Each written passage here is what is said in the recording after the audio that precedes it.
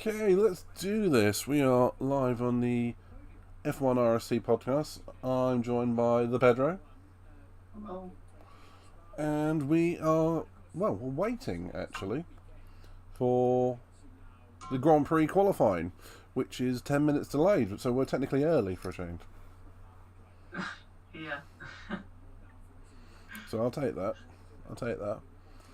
But yeah, okay, podcast time. We're back. It's wet in Belgium. Shocker, right? Wasn't expecting that. But, well, as long as it's not what it was in, 21, when it was completely sodden, I think we'll be alright. Yeah. Let's see. Apparently, tomorrow and Sunday is gonna rain as well. I think there was a 40% chance of rain for now. Anything, for today, so let's see. Anything that's not a 100% chance of rain in F1 is a 100% chance of missing. I mean, even 100% chance isn't 100% chance at times. So. Even then, at the best, that's 50% chance. But I'll tell you what, that is a beautiful sight, seeing all that green Ardennes forest, and the sound of F1 motorsport in the hills. Absolutely.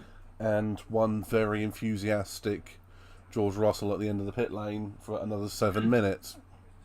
Yeah, he really can't wait to get out on track, can he? I mean, those tyres are going to be ambient temperature by the time he starts. There's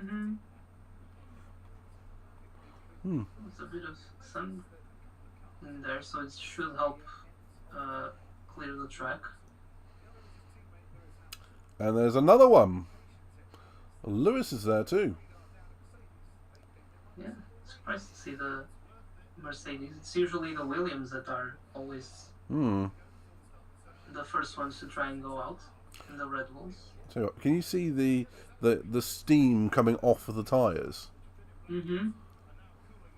Well, that is a beautiful sight, actually, to show you how hot those tyres actually are when they leave the blankets. Yeah. Which, now that you mentioned it, the FIA had a meeting this week to discuss several topics.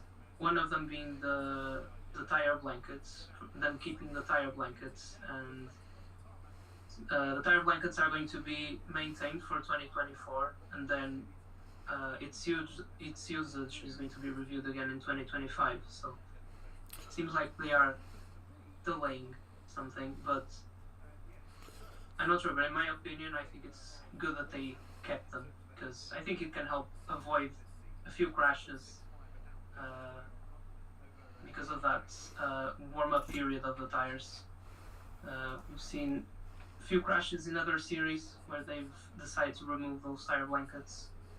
And obviously, yeah, we just don't want to risk the driver's safety. I think it was a sensible decision for now. I'm kind of like the opposite way of thinking about it. There is a big drive in F1 at the moment for energy neutrality, carbon neutrality. Yes.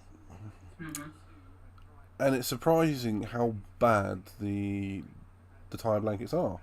But when they're heating multiple sets of tyres all throughout the day, multiple days, they are actually horrendous when it comes to their energy offset. And that said, just to paraphrase Martin Brundle, these are the best drivers in the world on the grid, and they should be able to handle some cold tyres. But no, I fully get it. I mean, in terms of, I kind of think for qualifying, yeah, right, give it to them. Qualifying's fine.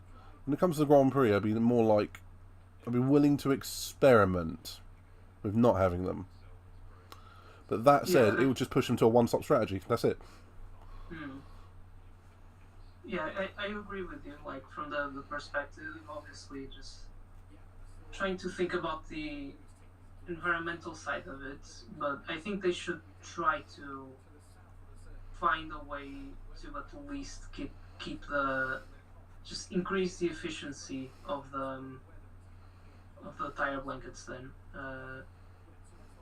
because like I think it was in WEC this season around this track, one of the Ferrari drivers was just left the pits, and the track was still relatively cold, and they had a crash, like completely unnecessary.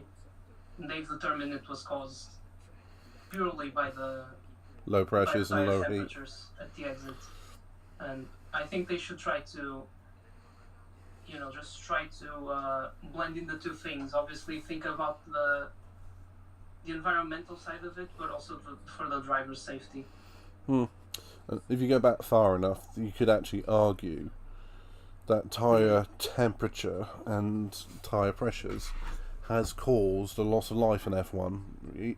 You have to go back a fairly long way, but Senna. True. Because the argument is his...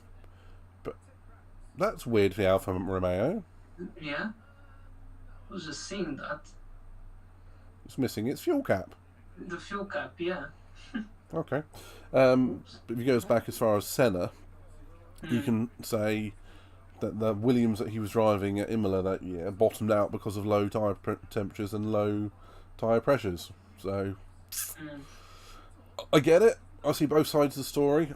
I'd like to see it perhaps trialled, but I am not even remotely surprised if it carries on and we just retain tyre blankets indefinitely.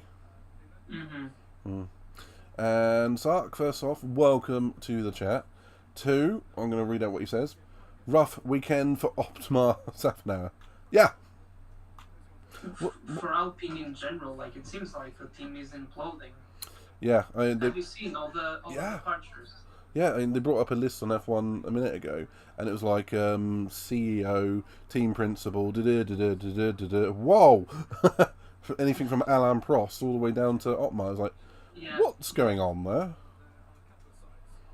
And possibly the main sponsor for them as well, because BWT is kind of attached to Safnauer, so with him leaving, could we see them also leaving? Depends what their contract says. So yes, rough weekend for Otmar, and rough weekend for Alpine, it would seem, who are on the decline. People. They've had two consecutive double DNFs. One was very much unlucky though. Yeah. But yeah, they have had that. But yeah, more people leaving than joining, quite frankly. And for a team that is, to me, it's not known as the Alpine team, the Renault team, the Lotus team. It's the Enstone team, and they go back, as far as I'm aware, to the Benetton era in the early 90s, and it is such a weird sight to see a team with that, a base with that prestige, in so much turmoil again. Absolutely. So, I don't know, there's something weird with Formula 1 at the moment. I mean, if you probably noticed it with, like, particularly with Ferrari in the last, say, 5 or 6 years, it's become so much like Premiership football. The team's doing not doing great this year. Manager out, new one in. Yeah, I think that instability definitely doesn't help. And Alpine have been Alpine and all these other names. The team just has been like a side of instability recently. Yeah. With all the managerial changes and everything, and with them setting probably unrealistic expectations, and just putting way too much pressure on the team to perform when they might not have all the conditions that they need at the moment. All the resources, all the things they need. And with the people higher in the hierarchy also putting loads of pressure on them. the staff. I think all those factors just really aren't helping them uh, achieving their goals. No, I fully agree. Um,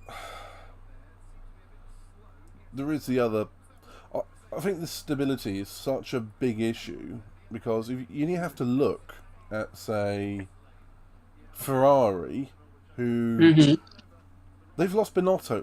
They removed Binotto last year, and you Mm-hmm. can see them going back, just nosediving. Well, not nosediving. You get the idea. Yeah, I think it was like from this. Curiously enough, from this track onwards, when they approved the regulations regarding the flexi floors, that's when Ferrari started to lose a lot more performance. But I think, yeah, the car's performance has been extremely inconsistent.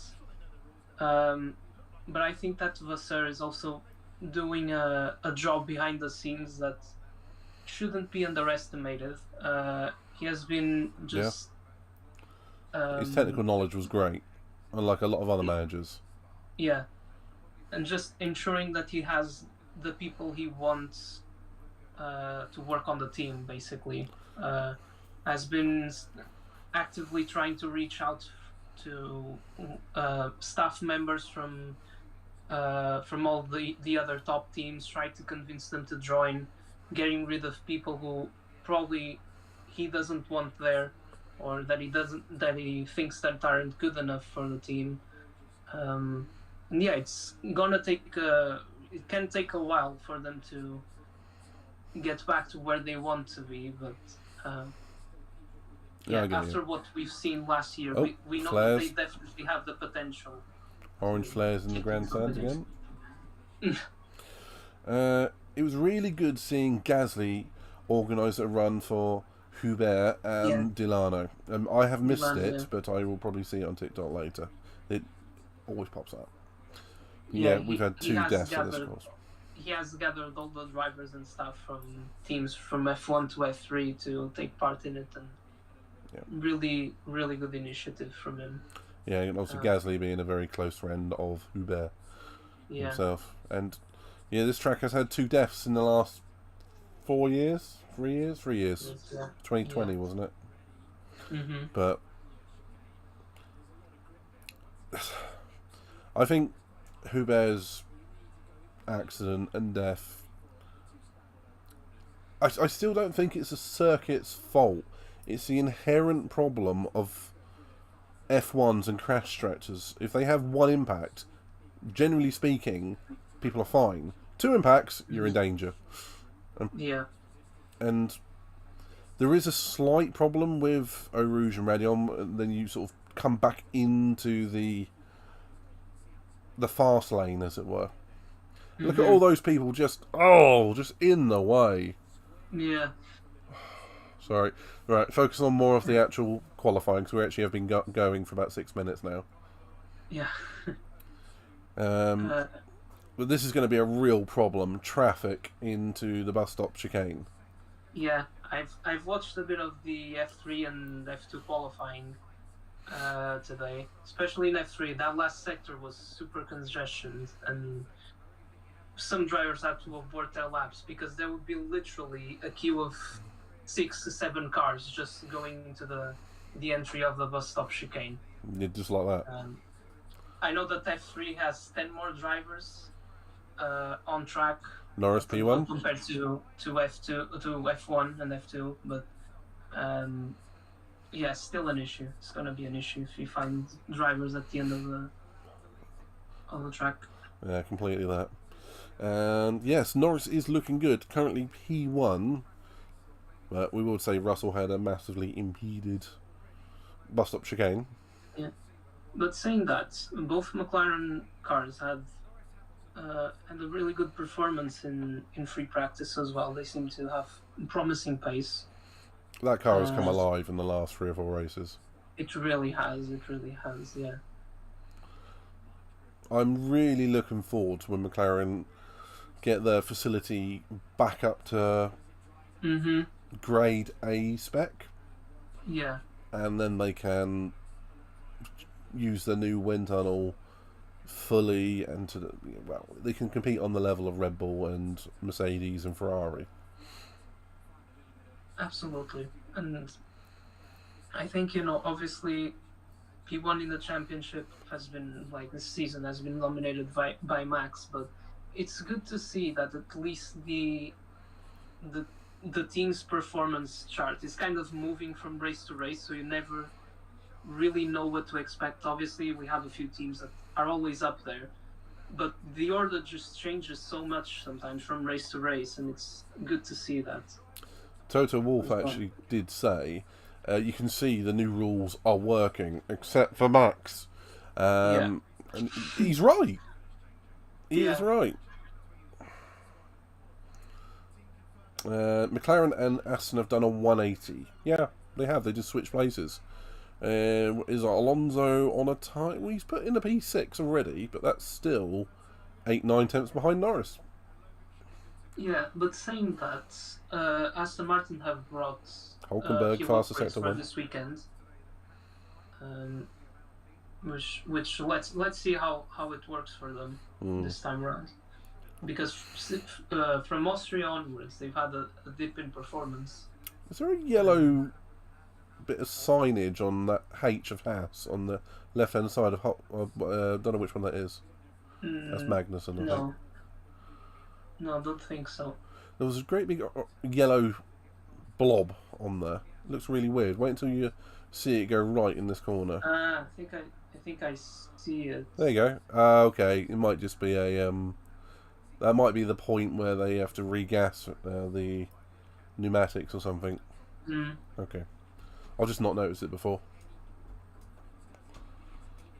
I like how Haas came up with a similar idea to trim their rear wing. So they've literally cut part of the end plate. Again, just like they did at Baku, to try and help with straight line. With straight line speed and everything. Even though, drift from Norris there. Let's see. Yep. Keep that out of the barriers. That must have been scary. What was it? 20? Was it 21 here where Russell had the P2 start? Norris had yeeted himself over at Eau Rouge and destroyed the car. Yes. Yeah, he did. I think I'm about 2 seconds delayed behind you, just so you're aware. It's just only 2 seconds. Okay. Only I've two. seen someone in the pits. I think might be both Mercedes in the pits. Well, that won't be for dry tyres. It's way too early for that. Might just be for a fuel top-up. Danny Rick needs to perform this weekend. I think he needs to perform every weekend for the rest of the year. Yeah. Saying that, he's pretty much 2 tenths ahead of Tsunoda as it stands. Yeah, and Norris had his time deleted. Track Saying it, there's bits of track that do look dry. Other bits that not so much. When you're coming down, in the run up to Eau Rouge, it's sodden. It really is. It looked like the sun was coming out and actually help clear the track a little bit. Incident involving Verstappen and Albon. Verstappen blocked.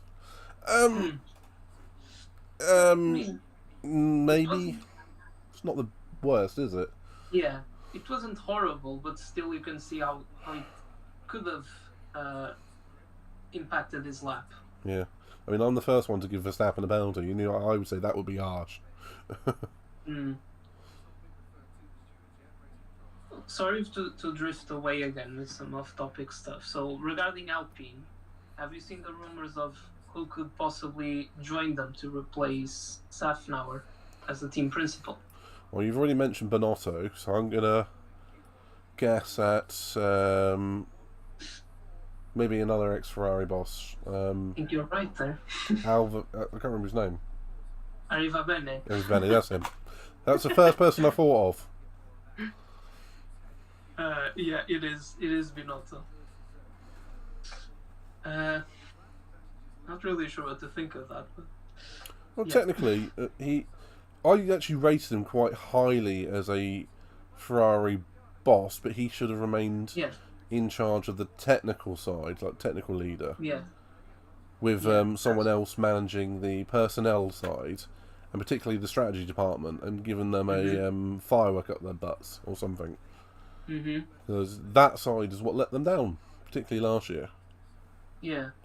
Because the buck always stops with the team manager, and because he didn't sort them out, it's like I have had a manager who is terrible with people, doesn't know how to manage people, but is very, very good at the finer details. So if you equate that to Bonotto, he is more like an auditor, a engineer, someone very good clinically, but like my manager, was terrible at knowing what to do with people or treat them. Not that I'm bitter. Bitch. Yeah, but I completely get that. And I think, just to finish off the topic, because I don't want to drift away too much from qualifying, I think Binotto had a really tough job on his hands when he first joined as team principal, because Ferrari had come off like that illegal engine scandal and all that sort of stuff. And he did manage to improve the team's performance. They built a car that could have fought for the championship easily, but as you said, I think they just couldn't capitalize on certain like technical procedures and certain stuff. Yeah. That was what ultimately cost them the championship. Yeah. They had the fastest car to almost ever finish third. Still. Anywho, Sainz is currently P1. This is P1, this is the same as normal knockout qualifying, 3 stages, isn't it? Just checking. Yeah.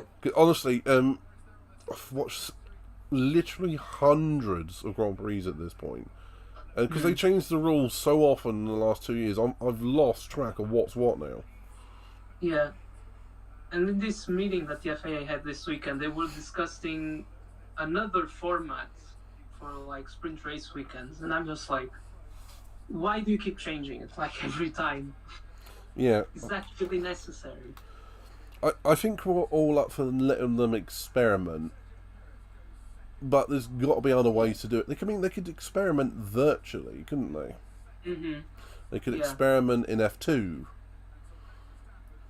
Either way, but I think yes, you've got to let them a little bit. But at the end of the day, it gets confusing for the regulars and the new people. So, all right, there we go. Max is somewhere gone P1, but the track is drying out quite nicely. Almost 1 second ahead. Yeah, the track's drying out. That's natural progression. Oh, no further investigation on the incident between Verstappen and Albon. Yeah, that's fair. I think that's reasonable. Yeah. That new shortcut at Speaker's Corner, the no-name corner, that's quite interesting. Yeah. That's brand new. Apparently, Joey's going 0 miles per hour there. Well, he's doing it very fast. Piastri 1/10 off Verstappen. Ooh. Okay. I saw that. It's only Q1, but still that's good. It just proves that the track progression is ramping up. Hamilton. Cool. Hamilton has jumped to P1. As we know from last week, false dawns when it comes to people challenging Max. It's like Mercedes on pole and 30 seconds behind at the end of the race. I mean, there was some circumstances. He did get stuck behind McLaren at the beginning of the race, and that Mercedes was horrible on the hards and the mediums. Come alive on the softs, but still. Obviously the Red Bulls is good on everything everywhere. Yeah. And I think, like, in qualifying terms, Verstappen is that type of driver on which, out of nowhere, or like when the pressure is rising, he just seems to step up to the task and just very Senna-like, like for the first row, like every time. Yeah, very Senna or Schumacher-like. So where did that come from? Yeah. True. Okay, 2 minutes to go. So, knockout looks like currently Haas, Williams, and maybe an AlphaTauri. I would say that's going to be fairly logical. I expect Stroll to jump up. He's good in the wet. Ooh, Norris Renault will has done jump a little up. bit of a mistake there. Yeah. It's alright. He's going to have another run, hopefully. P8 still. You know what? I wouldn't be surprised if Stroll gets knocked out. I mean, I've said he's good in the wet, so now he probably will.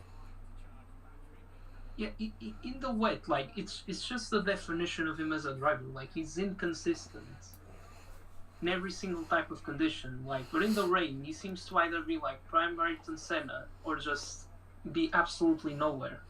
Senna or in the barrier. Oh, what happened there? Did they forget to put? Looks like. Yeah, it looks like the Haas light system got in the way there a little bit.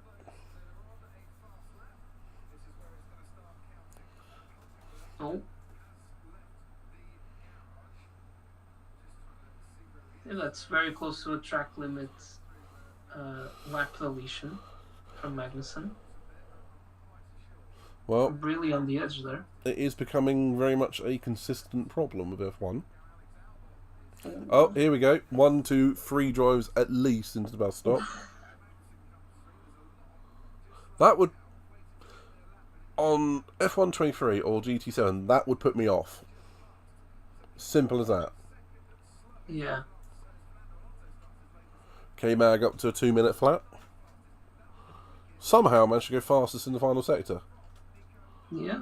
Okay, well done, Mr. Viking.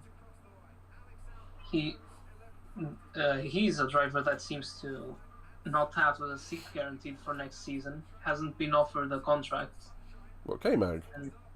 Yeah. I thought he Steiner's kind of criticizing him, saying that he's not being good enough or something along those lines. I thought he'd extended his contract already. Okay, fair enough. Yeah.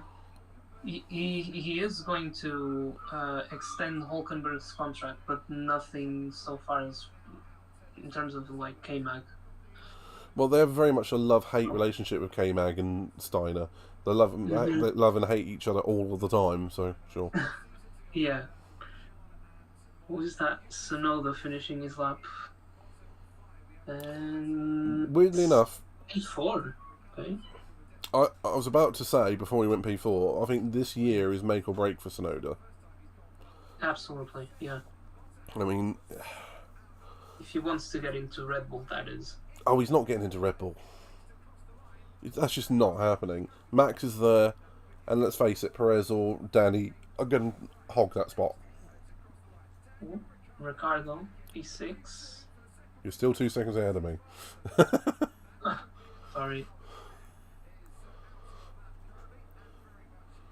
Okay. P10. Okay. Where's Alonso now? Finishing the lap.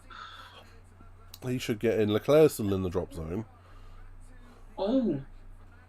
Danny Rick's time got deleted. Bugger. Okay, so that's Danny out. out Of qualifying. Alonso P2. with a drying track. I mean, hold your applause at the moment. Hamilton just jumped in. Okay. Right, are we going to have a Ferrari out? Leclerc is in the drop zone at the moment.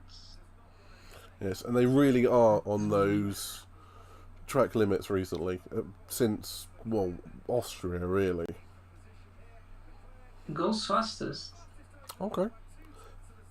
Sargent barely improves. Bear in mind, on the drying tracks, the last person over the line typically goes proportionally faster. Yeah. Unless you're Logan Sargent.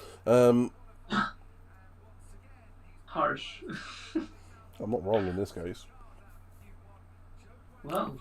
K-Mag just squeaks in. What happened to Hulkenberg? He must have had... Not to be honest. He must have had some laps deleted or something. Yeah.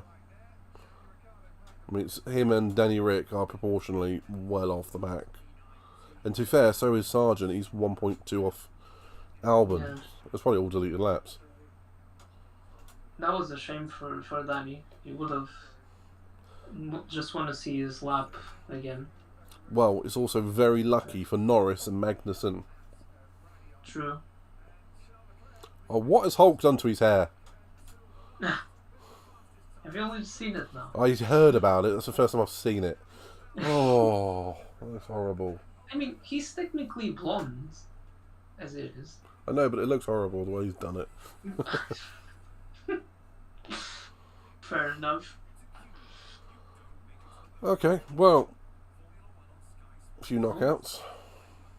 Apparently there was a turn 9 incident involving Gasly and Albon for impeding. It was only noted though. Okay. Okay, well, so that is what, Danny Rick, Albon, Sargent, Hulkenberg, and Zhou out. Okay. Yeah. No real surprises in there. I bet Perez is just happy he's got out of Q1. Oh, I'm just seeing where. Oh yeah, I've just seen how Danny Rick got his lap time deleted. It was at Rédillon. He just went a little bit too over the curb on the inside. He had all four wheels on the curb. So yeah. Yeah, that's a bit of a no-no. Oh, and Albon had a moment into. Is it Rivage? Yeah. Okay. Which is known as two other different things. Blood Cell and I'm not sure. I call it Rivage. I'll always call it Rivage because whenever watched in the 90s, Murray Walker called it Rivage. Yeah, I'm gonna call it Rivage just to be consistent with you then. It's like they've renamed a bunch of corners all over different tracks. I mean, they renamed the Parabolica. Yeah. It's Alboreto now, I think. No, it's not. It's Parabolica. That can sod off. I mean, it took me long enough to remember to rename AlphaTauri from Toro Rosso. And they're going to be rebranded next year, so all that effort is in vain. Yeah. Well, I still haven't remembered that Gasly drives for Alpine, and we're halfway through the season now. True. Okay, so yeah, Danny Rick, 2 wheels off over the white line. That's where that went. Yeah. It's an illegal lap. It's an illegal lap. It's just the way it is.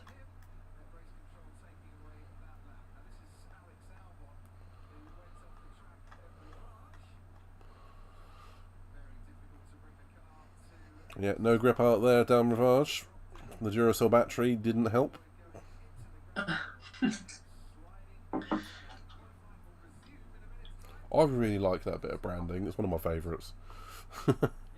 Yeah, it was really clever the way they introduced that into the car. Yeah. Oh, he locked up there a little bit. Well, that corner is always tricky, particularly on sort of a damp, slick track, as we know, just from sim racing. It's always tricky. Let alone with a 1,000 horsepower F1 car. Unless you're Alpine.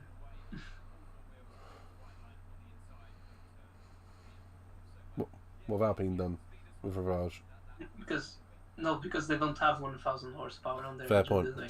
Well, we got about 800. It'd be interesting to know what the difference actually is. If it's 20 to 33 brake horsepower, if I'm not mistaken. Somewhere in between those values.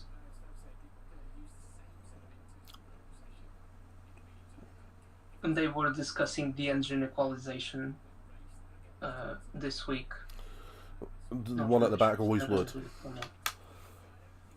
Sorry? The one at the back always would. Yeah. Okay, and it's Q2 time now.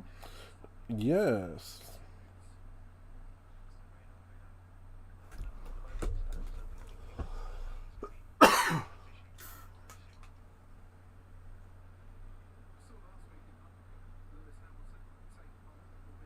track is definitely drying out.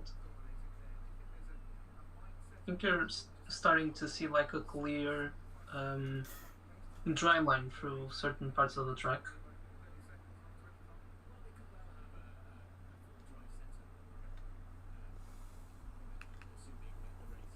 Well, Q3, I think we'll be on slicks. Could be. Oh, Alvin with a unsafe return. Okay. It's not even in this one. Yeah. Sure. Okay, that might be a 5-place penalty for him, but it's not particularly bad when you're starting at the back anyway. You can see the heat haze now. You can see the water boiling off the track. Yeah. Oh, you can already see like through this chicane, you can see a clear dry line. Yeah. So as you say, if this, Piastri, it's not too far off slicks. Yeah. I was literally thinking, if it's not dry in Q3, it's going to be dry at the end of Q2. Yeah.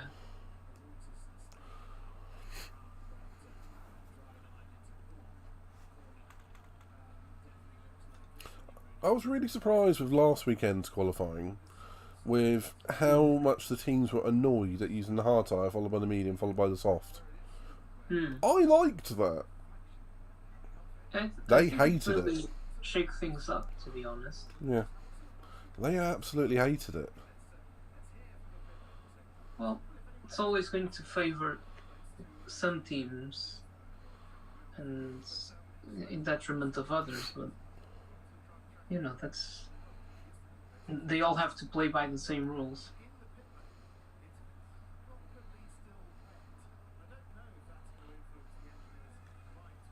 But I think, as I've told you the other day, I think there hasn't been a qualifying session this season that hasn't been good. Yeah, it's been better than the races. Yeah, most of them have, to be fair, yeah. You can see a little bit of lateral load definitely going into that Mercedes now.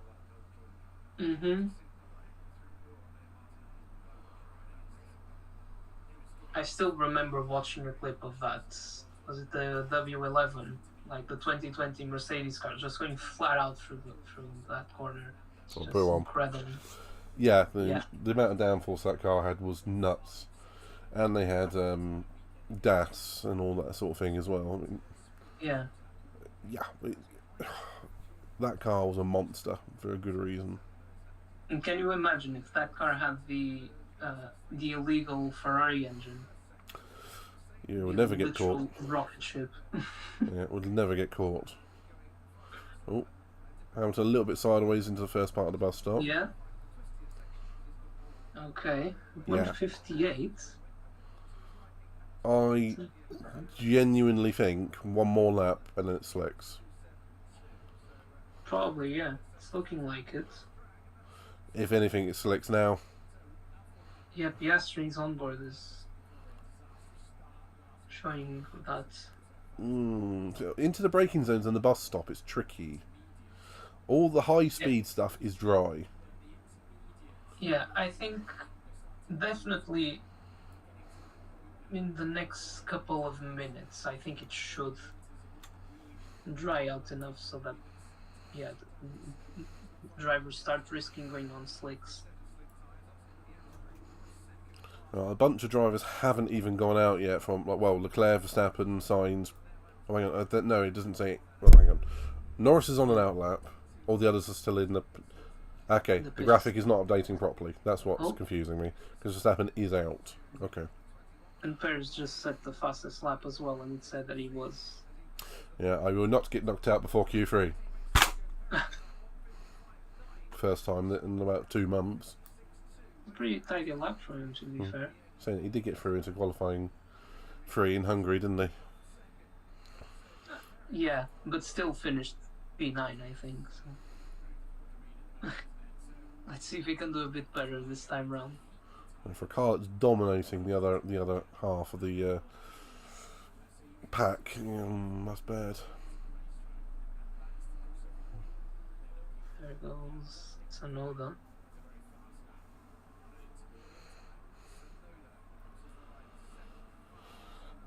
I don't really know what to think of Tsunoda now, because I think he's generally improved this season, Yeah. but Danny Rick proved if the conditions are right, uh, you can still out-qualify Tsunoda. I'm not really sure what to think of that. When it comes to Sonoda, I think he's had far more leniency and so much more coaching and time than someone like De Vries. Mm-hmm. I think if it wasn't for the money that he brought with him, I think we might be having a different conversation regarding his future. Yeah, I think with him definitely having that Honda Racing academy some backing, he probably wouldn't have lasted as long as he did. And saying that, I'm glad they gave him a chance.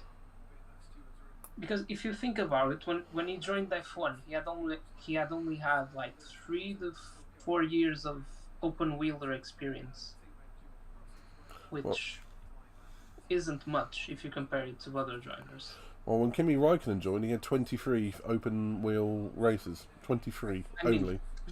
Different times, but Yeah. then again, Kimi was not an ordinary driver, was he? No, he was grade A. And he would have had multiple sessions of testing to get him up to speed. Yeah. Now I think that's also a problem with rookies, because they just have to perform. They have the same kind of expectations to perform, but they have such a little amount of time to get adjusted to the car. Here we go. Norris has just gone straight in. He's going to slicks. There he is. He's got to be going to slicks. Oh, few drivers have already gone to slicks. Yeah, you're right, they have. There he goes. Okay, adjust the front wing as well. Oh. Probably adding a little bit of front wing in. Yeah.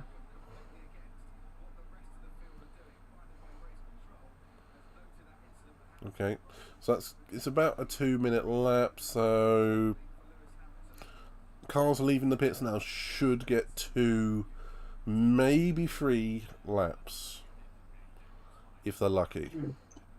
So well, no, they'll get 2. They'll get 2. I think they'll be faster, at least 20. I think they'll be at least 15 seconds quicker on dry conditions. But let's see. As long as they keep it And out I'm of not the sure wall. if you've noticed that incident between Hamilton and Russell. I did. The Mercs getting each other's way over the top of Radion. It's under investigation, I think. Yes. Okay, Bottas into La Source. No grip there. Coming out of the corner, it's not too bad. Quite slippery. Let's see what it's like over Eau Rouge and Radion.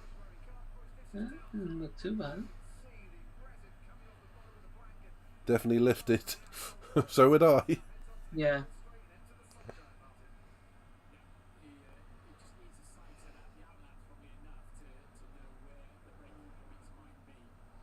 Okay, yeah, down into Lake Common Malmondy. It looks pedestrian-like when they're sort of skittering around on slick tyres when it's a bit damp. Probably still going faster than a lot of GT cars through there than they would with slick tyres on a dry track. True.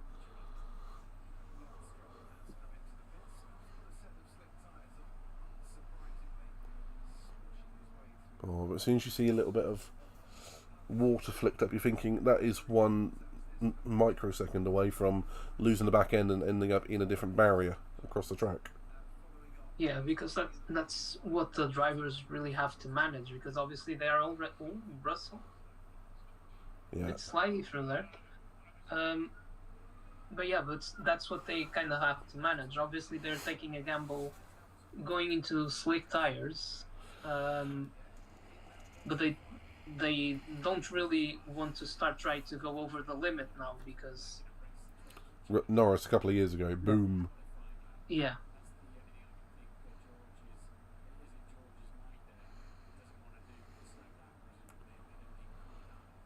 There's a Ferrari in the way there. Russell's already quite slow. We might be 2 laps too early for the soft tyres. Yeah. I don't see anyone going purple yet.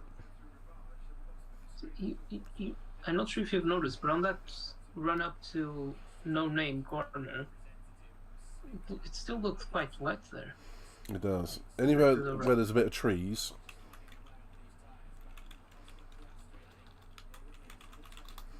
Oh, an Alpine with that sock on with a broken front wing. I wonder how he's managed that. You see it at the wall. Okay. Oh, bits of carbon fiber flying around. That could easily be a red flag. It's almost getting stuck there on that rear right front wheel. That's what I meant to say. Yeah, you can see the bottom of his car is caked in mud as well. He's been off on the grass. Ooh. Oy, that was oof. Yeah, into the gravel. Followed by the grass.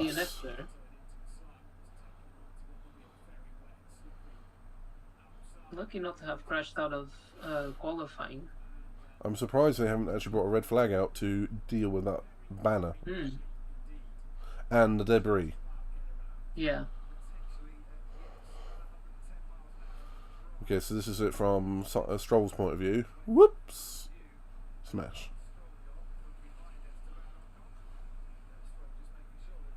2 minutes to go already. Yeah, okay, we're starting to see some purple sectors now. Leclerc's purple sector 1, Piastri's purple sector 2, and Tsunoda's purple sector 3. So it's getting quicker out there now. If dangerous. Yeah. Okay, this is where the times are going to tumble. Somewhere in the low 50s, high 40s? Maybe.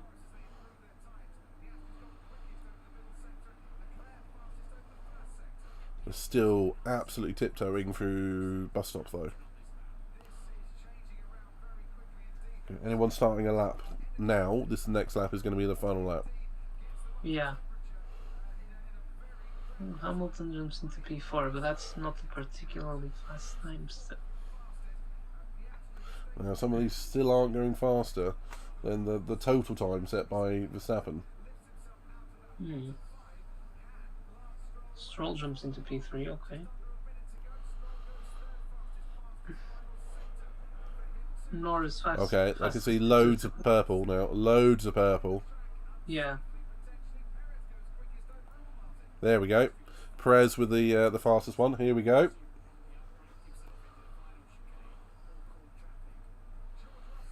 Okay, so this is the crucial bit. Russell P1, 54.9. Norris, 54.0. Ooh, that's very good lap from Norris. I know this is going to change in a few seconds, but how crazy is it that Verstappen has said it still has a faster time than a lot of people on the softs? It is those weird intermediate conditions, isn't it? Yeah. Where the inters and the softs are roughly the same pace. Gasly improved, but he's still behind Max. It's just a bit insulting, isn't it? Yeah. Okay, so this is Bottas finishing his lap. He goes P3, okay. Obviously, all the other drivers yet to improve. Ocon's obviously out because they haven't repaired his front wing. I'm surprised. Yeah. I suppose they didn't have enough time to send him out again. Tsunoda, okay. What game are we playing? F1 23? If this carries on, Max is going to be knocked out. Where is Max at the moment? He's wait. Okay, Stroll's gonna finish now. P2. Stroll 11 to P2. P2. Yeah, there he goes. Puts Max at risk. And Oh no! There's a Red Bull. Ah, Perez P4. Alonso. And the one after that is Russell. Oh, there goes Alonso P5. Russell jumps in. Okay, that Where's knocks Max? Max. Where is Max? Oh, there he is. Oh yeah, there we go. There he is. Watch this P1, I bet you. P1. 150. Oh. Oh my God. That doesn't. That is. He's not safe. I'll tell you that much. Gasly could still knock him out. Gasly. Oh. Sideways. Oh Oh, my God. so close. That was so close. Well, all right. I mean, I know the gaps, the time gap says otherwise, but that was close for Max. Yeah. Snowed a P1 down to P11. That's crazy. Just goes to show how much the track evolution makes a difference. Yeah. I did call a low 50 or a high 40, but we haven't quite got there yet. Next session will be.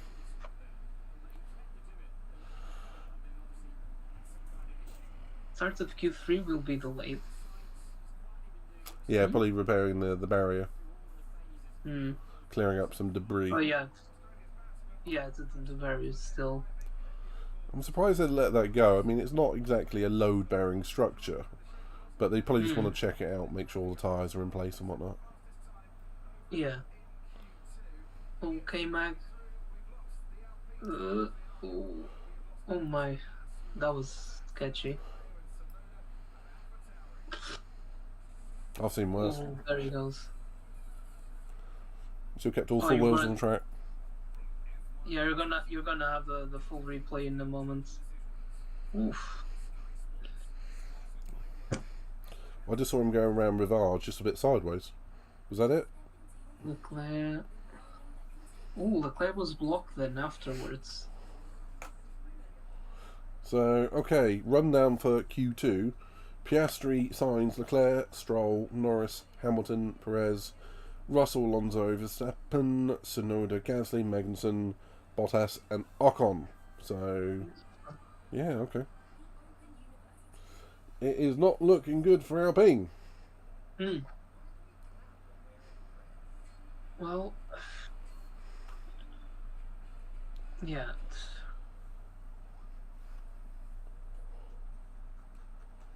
It's not looking promising.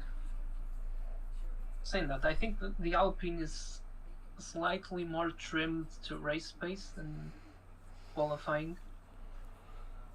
So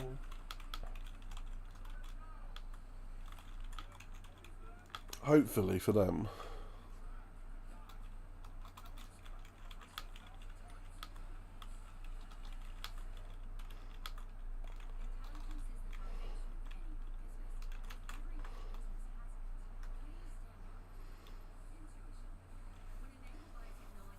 Okay.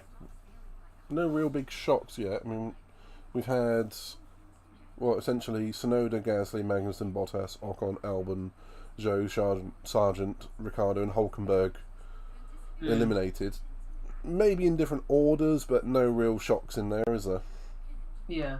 We still have 2 McLarens, 2 Ferraris, 2 Astons, 2 Red Bulls. And, yeah. And 2 Mercedes, I didn't say that. So the top 5 teams are all still there. Realistically, it's kind of what we should expect from wet or dry, really.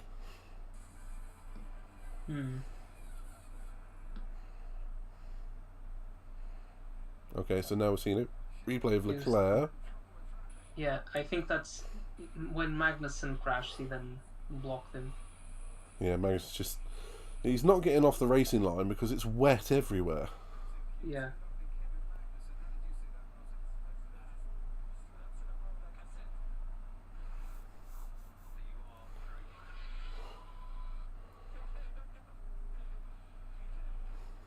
Sounds like Max is unhappy. What did he say? I think he used all of his battery Hmm. early in qualifying, and then by the time it got dry, he had no battery left. Oh. Well. Still made it into Q3. Just. It just goes to show how powerful that car is, even without battery. Well, my point of view is, when he says he didn't have battery, he probably meant he didn't have it all of the time, but Yeah. You always got to take whatever a F1 driver says with a huge pinch of salt. Mm-hmm. Oh, what is that? Yeah, I was ignoring the banana Leclerc. I see. Looks like they're checking out Norris's car because he had a little bit of an off, didn't he? Yeah, when he pitted for slicks, there were a few mechanics checking the rear of the car. The underbody of these cars is so important now that they physically can't damage them. I mean, because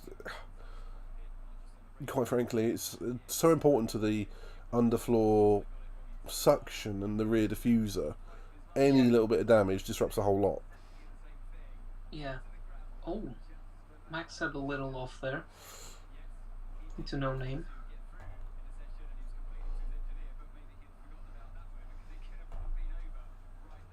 Yeah, it definitely is. You can see just how important that part of the car is, like in terms of the whole aerodynamics package. I've got to say, the change to that corner as well, with the moving the corner effectively further back on the left hand side, it makes it so much more open. You can see down the mini straight there, probably a whole second or so early. It feels like it's a whole new course in that part. Yeah. I mean, a second or so at high speed is a very long way. Mm-hmm. It really is. I think famously, like the Veyron does like I think it was 3 football pitches a minute, doesn't it? In terms of top speed. Admittedly, these cars aren't going that fast at top speed, but hell, if they're moving half a football pitch in the wet a second, then that's a long way. Mm-hmm. Okay, looks like they're checking out Max's underfloor as well. Oh, somebody just stick a camera under there and have a look for us.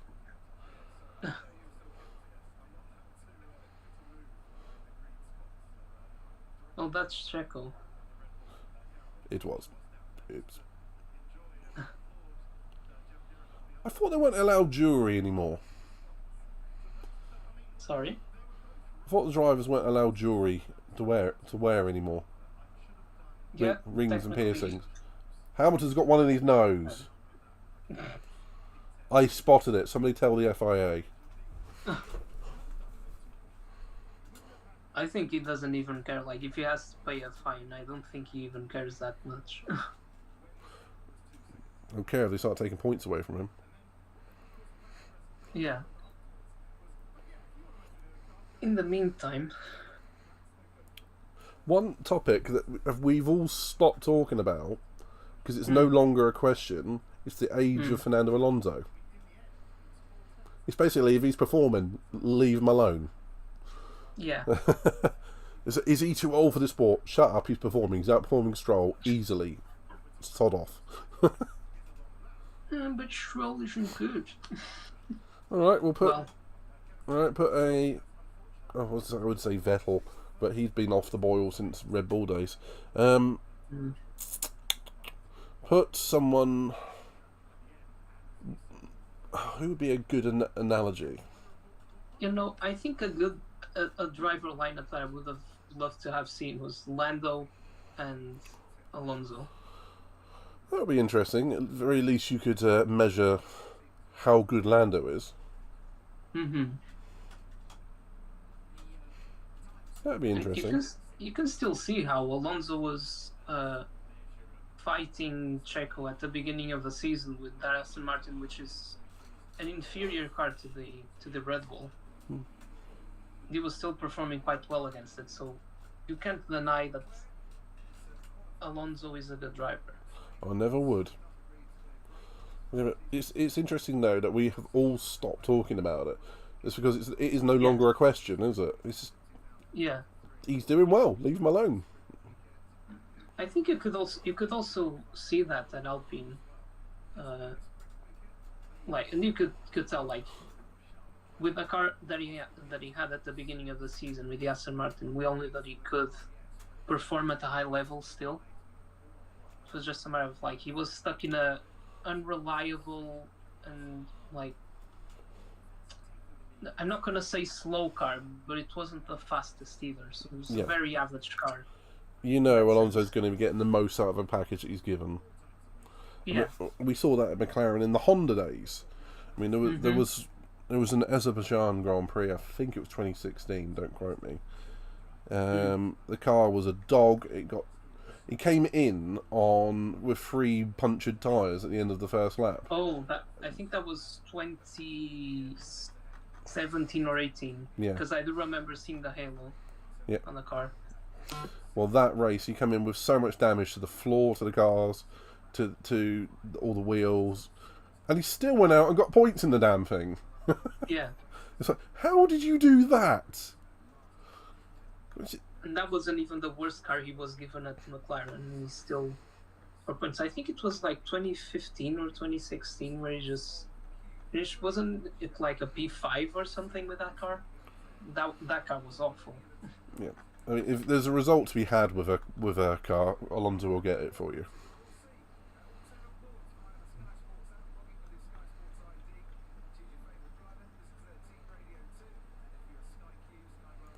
Piastri's face when he's got his helmet on, squished like that, looks like he's smiling underneath his helmet. Yeah, I was thinking exactly that as well. So I go to the Formula One. I'm not in the Alpine.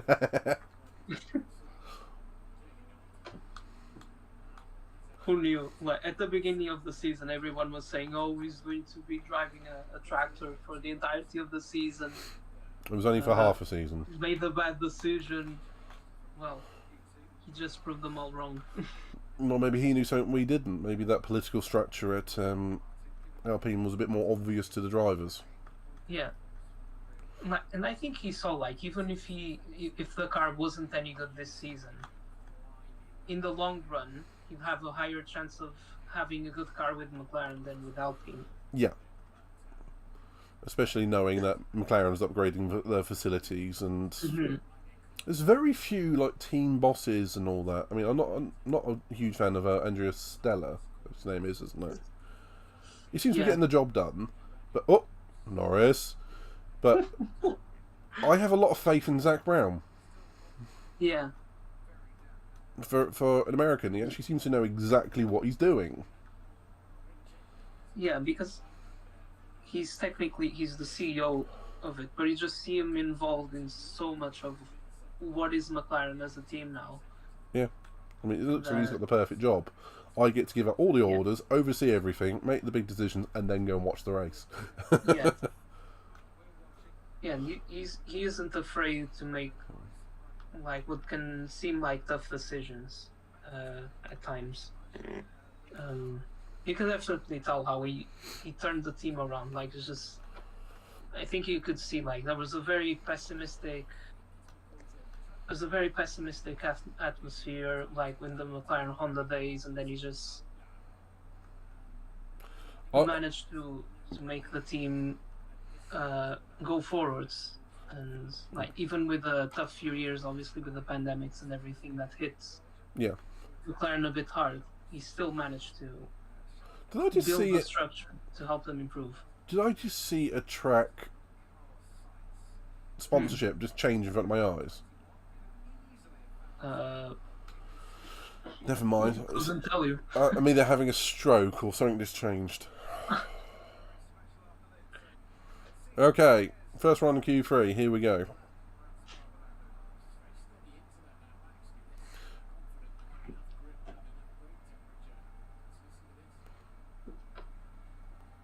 Oh, flat over Radeon.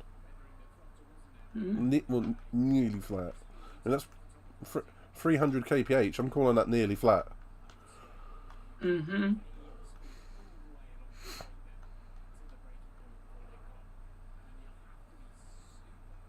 And it is also worth saying that there is differences between both of the Mercedes this weekend. They've both gone for different spec rear wings. One's a lower drag, which I think Hamilton has. No, I think it was the other way around. I thought it was Hamilton. Okay. Yeah, I think they were saying at the beginning that Hamilton had a high downforce rear wing. And Russell went for the low one. Close to Russell, okay. Yeah. I thought it was the other way around. It could well be. I think you're probably right. I only heard it in passing. Yeah. I'm not entirely sure as well, though, but I think that's what I heard. We'll keep an eye out. We'll have a look for the rear wings. I mean, I guess it could make sense considering Hamilton's driving style. Yeah. Likes the rear a bit more planted. Yeah. It could well be. Have we actually said this is actually for sprint qualifying at any point? No, this isn't for sprint. This is for the actual main Grand Prix. race. This is Grand Prix. The sprint qualifying tomorrow. See, I'm getting confused again. It's really easy, like, just to mix up everything with all the changes to the format and everything. It's qualifying. Which one? Yes. Right.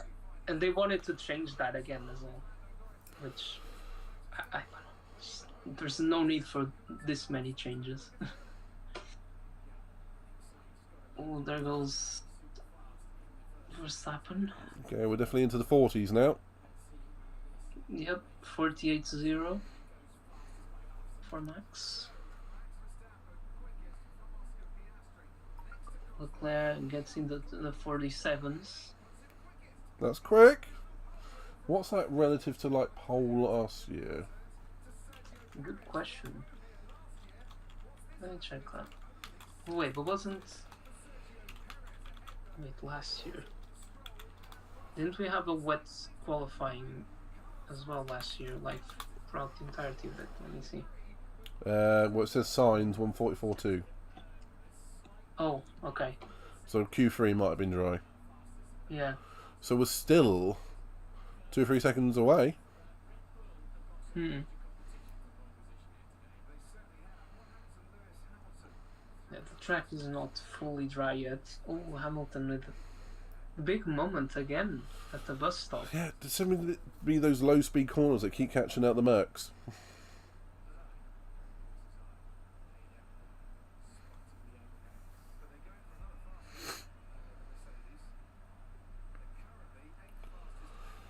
Pretty fast through Stavilo though. Like flat out. True. Now down to Blanchimont, which obviously is going to be flat.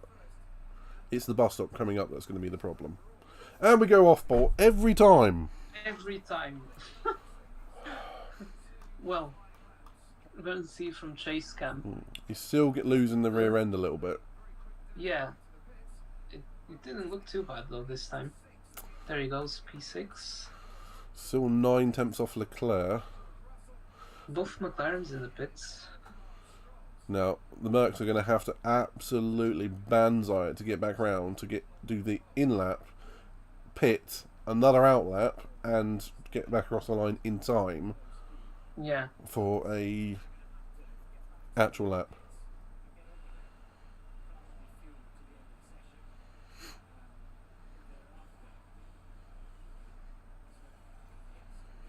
What are McLaren going to do? They're going to put a new set of soft tires, I believe.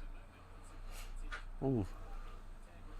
Well, at the moment, Leclerc sitting on pole. Interesting. Sitting on pole, yeah. 1/10 ahead of Max. Problem is, we know that the real benefit of that Red Bull is in the race, not in qualifying. Mm-hmm.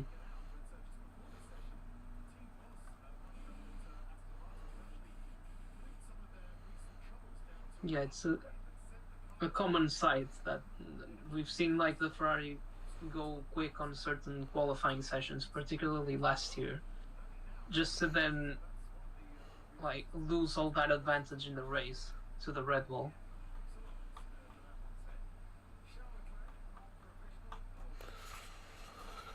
And it's a chronic problem of the Ferrari cars. They just Race seem pace. to go through their tires a lot quicker than other cars, which really hampers them in the race.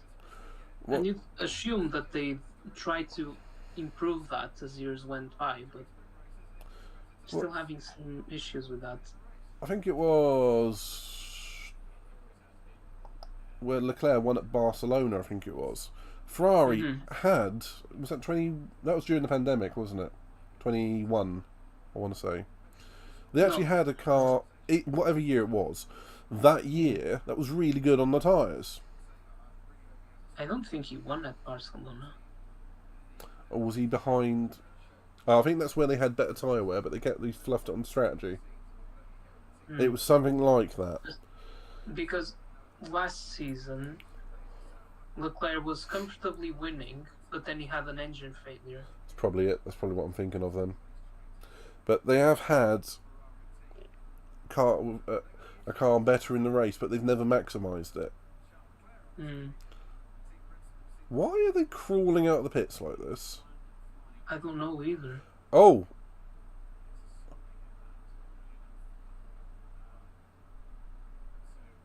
What's happening? Okay,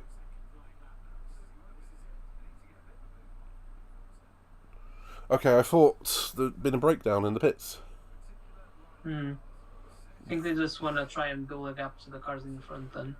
So they can attack the outlap a little bit. Okay, it's still a bit weird. Instead of like creating a traffic jam at the bus stop, they're probably just trying to build a gap like in the outlap. Early in the outlap, that is. Yeah, and then just see if they can warm up the tires. Yeah, push on the outlap and then get some heat into the damn tyres. I've not seen such a queue like that in the pit lane before. Yeah.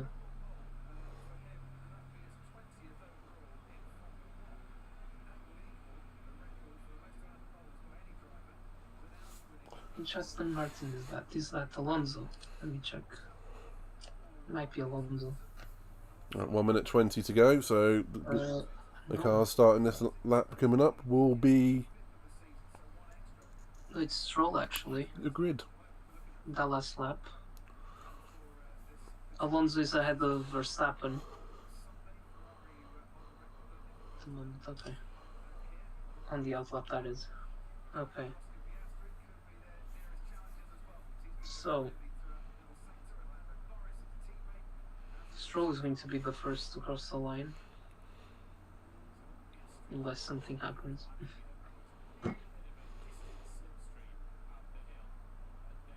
They seem to be relatively strong.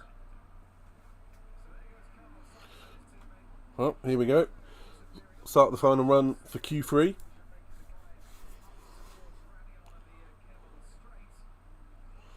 Signs up towards Eau Rouge. Over the top of Radion. And down the Camel Straight. Track looks like it's the dry. Well, it is the driest it's been all qualifying, but you still see the water vapour, just the vortices coming off the front wing. Still wet out there. Oh, that's a bit wide there.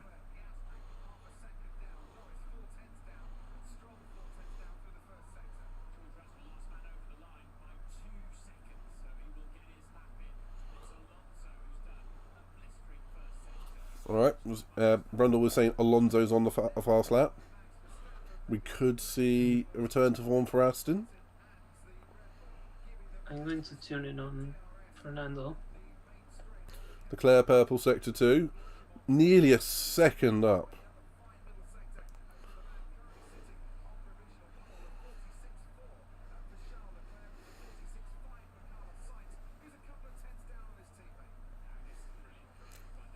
Alonso is definitely looking confident on the throttle. Piastri's about half a tenth behind Leclerc. Signs out the bus stop.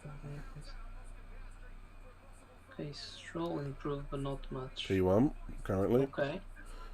Piastri faster set to 2. Uh, Leclerc comes across the line. Signs now 1/10 behind. Okay. Oh, that was sign. Oh, I got that wrong way around. Piastri. Okay. 4 tenths down. P3. Norris. Lando. Oh. P4. Out qualified by Piastri. Qualified by the Ferraris. Interesting. Alonso P5. P5. Okay. The Ferraris look quick. Max is obviously going to go first. There you go. Just as you thought that, you could have a surprise on the at the end. Max just goes there and is like, "I'm gonna be 8 tenths quicker than everybody else just because I can." Just give him the championship now, just so we can go and live in the Bahamas for a couple of months. Frick's sake. Well, it's worse than the era dominance from Vettel or Schumacher. Not even Lewis. Lewis did have some pretty dominant qualifying sessions, but Max just makes it look so easy. It's quite frankly a piss take. 8 tenths ahead of P2. Those Astons, though, not impressive. I was gonna say a bit disappointed with the Astons, but saying that the car is a lot better in the races, even though the last few races haven't been that representative. But they're usually quicker on the race. And let's not forget, Leclerc is going on Sunday because of Verstappen's penalty. So Leclerc's taking pole, effectively. Yeah. And then that's gonna push Piastri to P7, Norris to P8, Russell P9, Alonso P10, and Stroll P11. Why are the others dropping down? Because Max is going to go to P6. Yeah, the others don't. Yeah, the others don't drop down. What do you mean? Max will go to P6, or the top 5 will go up. Oh, that's true, actually. my brain wasn't working there. That's right. If your brain doesn't work, as long as your mind doesn't brain, it's all good. As long as your brain doesn't mind.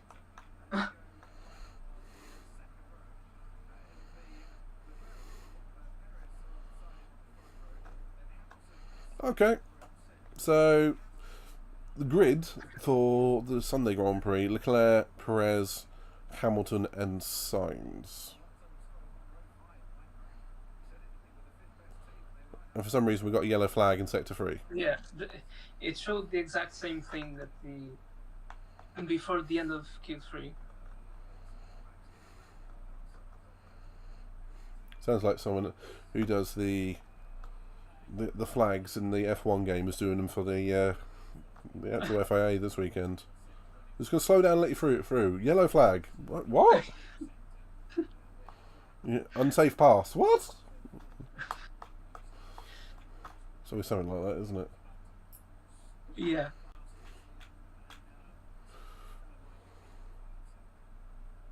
Right, well, I'm actually tempted to leave it there because all we're going to have to do is a presentation. And yeah, it's just going to be them saying for sure a lot. So yeah, I miss Massa for sure.